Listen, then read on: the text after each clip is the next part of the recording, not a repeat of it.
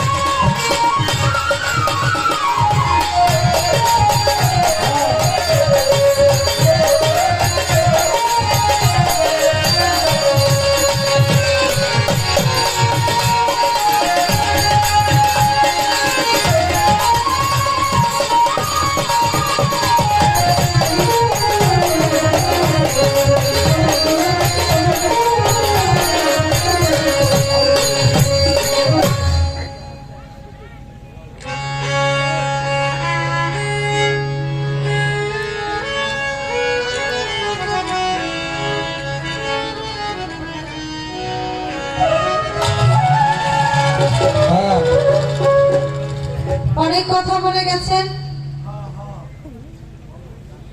যেগুলো ধরলে রাত শেষ হয়ে দিন আসবে, ওনার কথার উত্তর দেওয়ার শেষ হবে না। আমি তো দোষ ধরি না, কিন্তু গীবত গায় না, দোষ ধরে না। প্রশ্ন করতে গিয়ে আসছে, এর জন্য প্রশ্ন করছে। আমি প্রশ্ন করবো না তোমার? হ্যাঁ, প্রশ্ন করেন। প্রশ্ন করেন আগে পিছে যেগুলা কর, এগুলা তো স্বরূপ না। ওই কোন ব্যাটারে 2-3 বার ধরছে তাবলিগের লোক, ঘুরা ঘুরা খালি এর জিজ্ঞাসা করে। এই কথা বলার দরকার আছে? এইটা না করে আপনি ডাইরেক্ট প্রশ্ন করতেন। এগুলা বলবেন, আবার কিছু বললে বলবেন যে উচিত কথা কই, এর আগে দোষ হয়ে যায়। কি আমার উচিত করি? বয়সের কথা করে একটা গান বানাইছে। বয়স আমার বেশি না, ওর টুকটুকির মা, ওর চুলকাটা পাইকে গেছে বাতাস। তোমার মায়া ডালে দিবা না, এই কথা কবা না। এই কথা কব না তো, আমি মায়া দিব, সমস্যা নাই। আগে দেখতে লই মায়াটা যে দিব কার কাছে, দেখার দরকার আছে তো। আমি তো জানি আপনি মায়া দিব না, এই কথা করে আপনার হুতোষই মরবে। তাই হুতোষে মরার দরকার নাই, মায়া দিব, আপনি আশায় থাকেন। গান গাই, তারপরে চেষ্টা করি ব্যাপার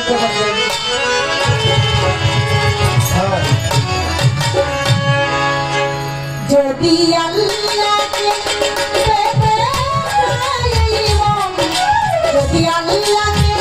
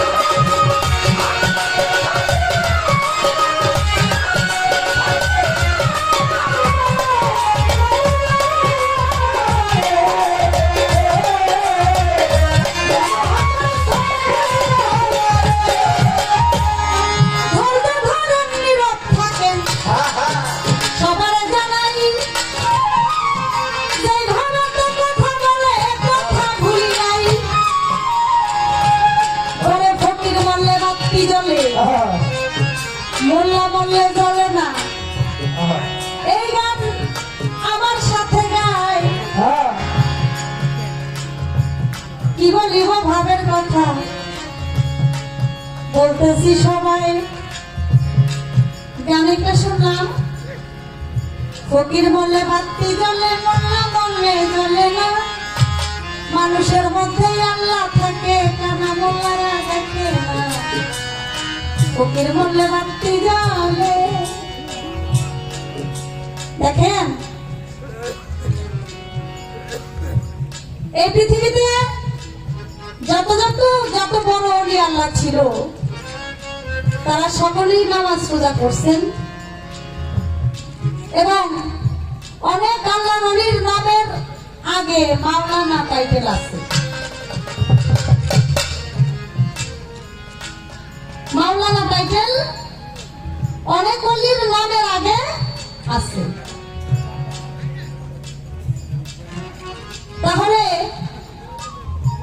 উনি গানটা গাইছে ভালো কথা যে কি বুঝাতে গাইছে আমি আসলে বুঝি নাই আমি কিন্তু বলছি যে আমি কিন্তু ওলি আল্লাহ ফকিরদের বিপক্ষের লোক না আমি কিন্তু একজন সুন্নি আলেম আমি পক্ষের লোক আমি মারফত ভালো জানি বাসি কিন্তু আপনি যেহেতু এটার মধ্যে পারদর্শিতা একটু বেশি ফকির টাইটেল পাইছেন এর জন্য আপনার কাছে আমার একটু জানার বিষয় আছে অনেক যেমন মাইজ ভান্ডারের পীর সাহেব যিনি আমার মুর্শিদ মঈনুদ্দিন আল মাইজ ভান্ডারী আলহাজ মাওলানা সৈয়দ মঈনুদ্দিন আল মাইজ ভান্ডারী নামের আগে মাওলানা আছে এবং অনেক ওলি আল্লাহর নামের আগে মাওলানা আছে তাহলে ফকির বললে বাতি জ্বলে মোল্লা বললে জ্বলে না এই কথার তো কোনো ভ্যালু পাইতাছি না মাওলানা মাওলানা যদি মোল্লা হয় তাহলে আপনি এই যে গান গাইলেন ফকিরেরা অমর হইব আর মাওলানারা বেহেশত পাইবে মাওলানার সার্টিফিকেটটা তো শরীয়ত থেকে নেওয়া যায় আর মারিফতে যে মারিফতি করে যে এই নামের আগে টাইটেল লাগায় সেও তো একজন শরীয়তের আলেম হিসাবে লাগায় আপনি তরিকত করেন হাকিকত করেন মারিফত করেন যাই করেন আপনি শরীয়ত ছাড়া তো আর করতে পারবেন না শরীয়তকে সাথে রেখে আপনার করতে হবে আর শরীয়ত যদি আপনি মানেন এবং জানেন তাহলে এই কথা তো আপনার মুখ দিয়ে আসতে পারে না যে ফকির বললে বাতি জ্বলে মোল্লা বললে জ্বলে না এত সুন্দর সুন্দর গান বয়স আমার বেশি না টুকটুকির মা যাই করেন যাই করতেছেন এইগুলা তো সব শরীয়তের কাজ কারবার নিয়ে তারপরে মারিফতে ফকির কারণ আপনি যদি ভার্সিটিতে পড়ালেখা করতে যান আপনার শুরুতেই তো আপনার বাপ মাই নিয়ে তো ভার্সিটিতে ভর্তি করাই দিব না আপনার প্রথমে আপনার প্রাইমারি স্কুলে গিয়ে আপনার সরু সরা ক খ এবিসিডি এগুলো আপনার শিখতে হবে আপনি এইগুলা শিক্ষা তারপর আপনি আস্তে আস্তে ক্লাস বাই ক্লাস আপনি উপরে উঠবেন তারপর আপনি ভার্সিটিতে যাবেন তাহলে যারা ভার্সিটিতে লেখাপড়া করে তারা কি ওই সরু সরা ক খ অক্ষরগুলা কি নিয়ে লেখাপড়া করে না তারা কি মনে করে যে না এখন প্রাইমারি স্কুলে পড়ে আইছি এখন ওই প্রাইমারি স্কুলের আকার ও শিকার সরু সরা এবিসিডি ক খ এগুলো আমাদের দরকার নাই এখন ভার্সিটির আলাদা পড়া সেটা আমরা করি এরকম তো না প্রাইমারি স্কুল থেকে আপনি যা শিক্ষা গ্রহণ করলেন আপনি সেটাই ভার্সিটিতে গিয়া আপনার এই সরু সরায়া ক খ আকার ও শিকার এইগুলো আপনার কাজে লাগে লেখা হইলে এগুলো একটা একটা আপনার অক্ষরের মধ্যে থাকবেই সেগুলো দিয়ে আপনার লেখাপড়া করতে হবে ঠিক তেমনি করে আপনি মারফত করেন আর যাই করেন শরীয়তের যেই বিদ্যা শিক্ষা আছে সেটাকে আপনার সাথে রাখতে হবে সেটারে বাদ দিয়ে আপনি মারফতি করতে পারবেন না সেটারে বাদ দিয়া আপনি মারফতি করতে পারবেন না যাই কোন কথাবার্তা একটু সাবধানে কইেন এক কথা কইতে গিয়া মনসুর ইলিয়াসের এক ঘটনা করতে গিয়া কইতাছে ওই কাজীর বেটির মাইয়ার যে গর্ভ হইছিল কাজের বেটির যে গর্ব হয়েছিল ওই শিশির মধ্যে পুরা শালি রাইখা দিছে, আর কাজের বেটি মনে করছে বাবাই মনে দামি সেন রাইখা দিছে, এটা নিয়ে নাকের কাছে শুনছে আর গর্ব হয়ে গেছে। ওরকম করলে কিন্তু ফকির ওরকম ওরকম কইরা দিব। আরে সর্বনাশ, সেটা ফকির রয়েছে। হ্যাঁ, আমার তো কিছু কইতে মন চায় কিন্তু কইতে তো পারি না, ঠিকায় যাই ঠিক আছে, এর জন্য কইতে পারি না। ফকির সাহেবের জানালি বেশি, তাই বলতেছে যে এরকম করলে কিন্তু ওই যে কাজের বেটি, আরে আল্লাহর ইশারা ছাড়া কিছু হয় না, আল্লাহর ইশারা ছাড়া কোনো কিছু সম্ভব না। যা কিছু করে সব আল্লাহর ইশারা, আল্লাহর ইশারা ছাড়া কোনো কিছু সম্ভব হয় না। কাজীর বেটির মায়ের যে গর্ব হয়েছে এটাও আল্লাহর একটা ইশারা ছিল। আর এই বিনা খেলা যদি না করতো তাহলে কাজী যে ছিল সে তো একটু বেশি একটু পাতলা ছিল, টেকলা ছিল। সে আসলে শরীয়ত পন্থীও না, আবার মারিফতের পক্ষের লোক ছিল না, আবার শরীয়তের একবারে যে শরীয়ত পাকা শরীয়ত করতো তাও কিন্তু না। সে একটু বেদিন বেদিন একটু কাফের কাফের ভাব তার মধ্যে ছিল। এর জন্য আল্লাহ তাকে বোঝানোর জন্য এই মীরা খেলাটা খেলছে। আসলে আল্লাহর উপরে কোনো কিছু করা সম্ভব না। আমি শুধু আপনাদের এইটুকুই বললাম।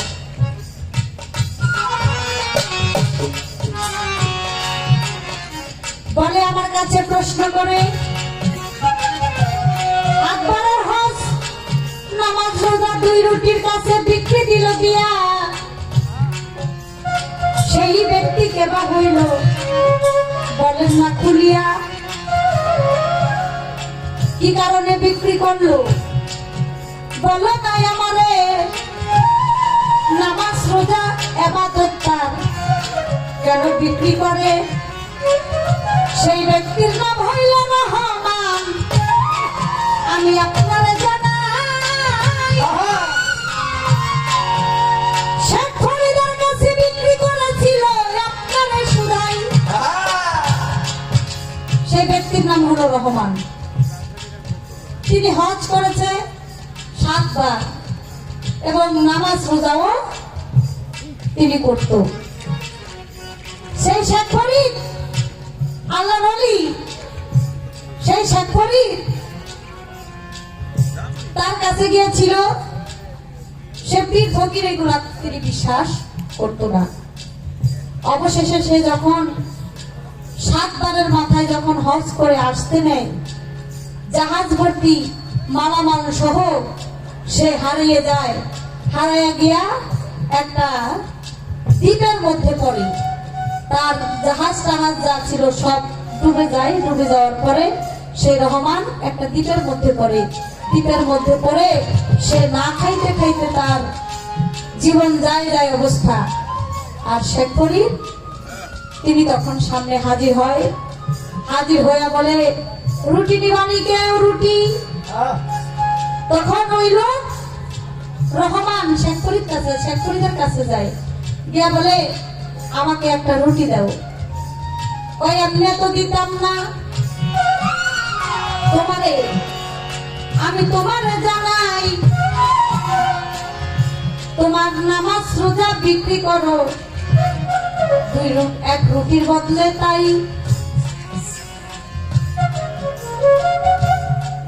এবার তার জীবন বাঁচানোর জন্য সে বলে আচ্ছা ঠিক আছে, আমার জীবন বাঁচানোর জন্য আমি 1 রুটির জন্য আমি আমার নামাজ রোজা বিক্রি করে দিলাম। সে নামাজ রোজা বিক্রি করে দেয় 1 রুটির জন্য। এইভাবে 7 দিন চলে যায়। 7 দিন তিনি না খাইয়া ছিল। একটা সময় তার ক্ষুধার যন্ত্রণা, আরো ক্ষুধার যন্ত্রণা, যখন জীবন যায় অবস্থা, তখন আবার শেখ ফরিদ আলাইহিস সালাম, তখন আবার শেখ ফরিদ জিন্দা তিনি তখন আবার তার সামনে হাজির হয়। সেই শেখ ফরিদ যখন হাজির হয় তার সামনে, তখন সে বলল যে কি ব্যাপার তুমি আমার সামনে? তা আমার কাছে আরেকটা রুটি আছে, সে রুটিটা কি দিতে চাও? বলে হ্যাঁ এই রুটিটা নিতে চাই। ওই এই রুটি যদি নিতে চাও তাহলে তুমি কি বিক্রি করবা, তোমার কাছে কি আছে, টাকা পয়সা আছে? কয় না আমার কাছে কিছু নাই। কয় তাহলে তুমি যে 7 বার হজ করছো সেই হজের বিনিময়ে আরেকটা রুটি তুমি দিতে পারো। শেখ ফরিদের কথা শুনে সেই ব্যক্তি বলল যে ঠিক আছে, আমি এই 7 হজের বিনিময়ে আমি আরেকটা রুটি নিলাম। কয় তাহলে তুমি একটা কাগজ আনছে, কাগজের মধ্যে বলতেছে এখানে তুমি স্বাক্ষর করো যে তুমি তোমার সমস্ত ইবাদত, নামাজ, রোজা এবং 7 বার হজ করছো, সেই হজও তুমি 2 রুটির কাছে বিক্রি করে দিছো, 2 রুটির কাছে। তখন সে স্বাক্ষর করছে। স্বাক্ষর করে যখন তার জীবন বাঁচছে ওই রুটি খেয়ে তিনি তার আবার দেশে চলে গেছে। দেশে চলে যাওয়ার পর আরেকদিন শেখ ফরিদের সাথে তার দেখা হয়েছে। শেখ ফরিদ তাকে বলে যে তুমি তো আমার কাছে তোমার সমস্ত ইবাদত বিক্রি করে দিছো। এই কথা বলার পরে ওই লোক বলে যে না, আমি বিক্রি করি নাই। তোমার কাছে কি প্রমাণ আছে যে আমি 2 রুটির বদলে আমি তোমার কাছে আমার ইবাদত বিক্রি করে দিছি? তখন শেখ ফরিদ এই নিজের ঝোলা থেকে কাগজটা বের করে দেখায় যে তুমি দেখো, মরুভূমিতে যখন তুমি বিপদে পড়েছিলা, খাবারের জন্য যখন হাহাকার করতেছিলা, তখন তুমি 2 রুটির বদলে আমার কাছে 2 রুটি, তোমার 2 রুটি দিয়া তোমার জীবন বাঁচাইছো। আর তোমার যত ইবাদত, সারা জীবনের ইবাদত ছিল, সমস্ত ইবাদত তুমি আমার কাছে বিক্রি করেছো।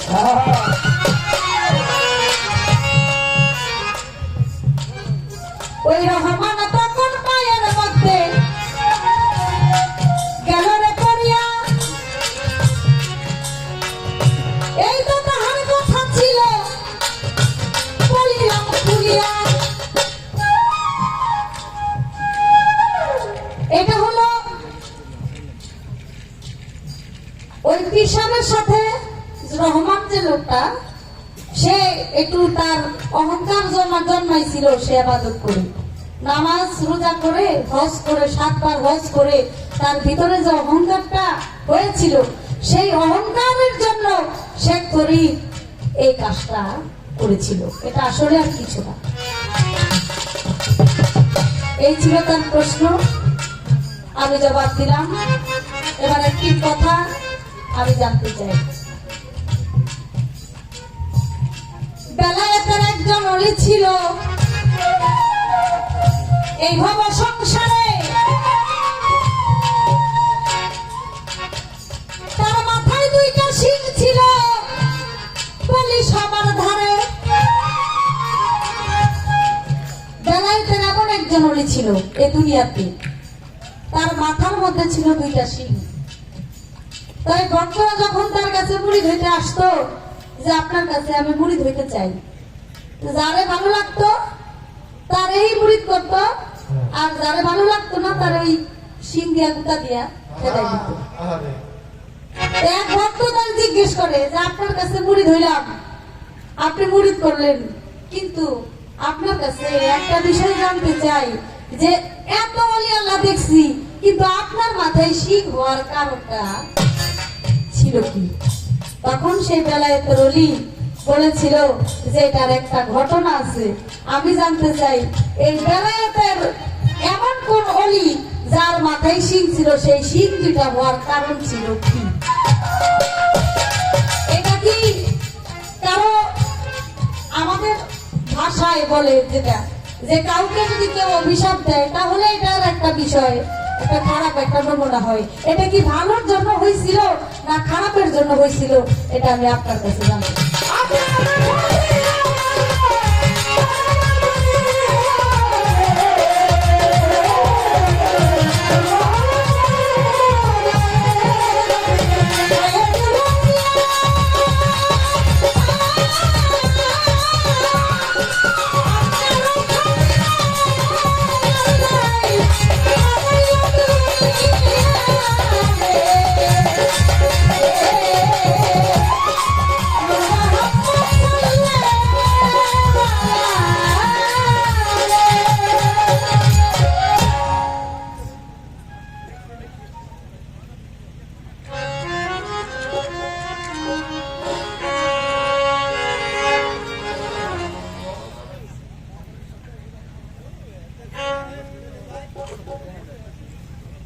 বিচ্ছেদের পালা।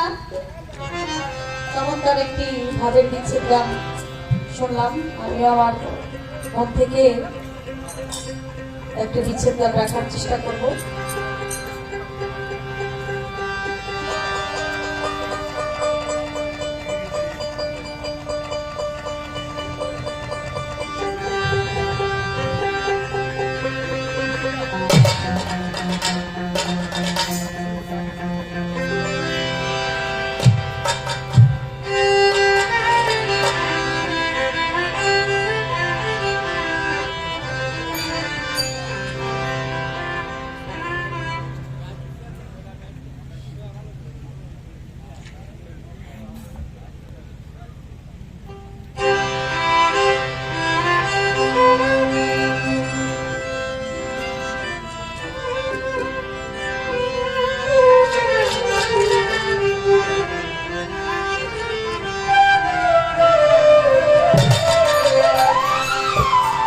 বিশ্বাস কইরা